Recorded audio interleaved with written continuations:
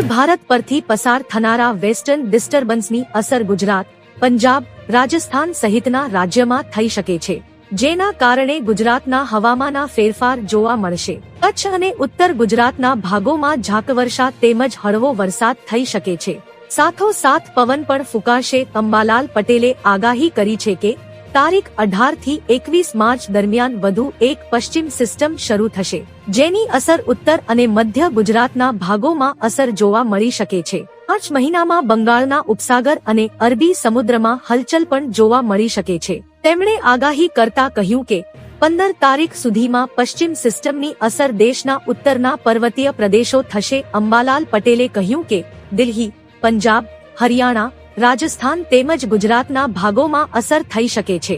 ગુજરાતના કચ્છ અને ઉત્તર ગુજરાતના ભાગોમાં વેસ્ટર્ન ડિસ્ટર્બન્સની અસર થશે। વધુમાં કહ્યું કે આગામી સમયમાં તાપમાનમાં પણ થોડો ફેરફાર થઈ શકે છે।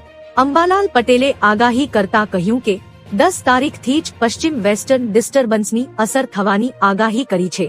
તો મિત્રો, હાલ માટે આટલું। મળીશું નવી અપડેટ સાથે જ। જો તમને અમારા વિડીયો પસંદ આવતા હોય તો વિડીયોને લાઈક કરી દેજો અને ભારત સમય ન્યૂઝ ચેનલને સબસ્ક્રાઇબ કરી બાજુમાં આવેલા બેલ આઇકોનને દબાવી દો, જેથી તમને આવા સમાચારની અપડેટ મળતી રહે।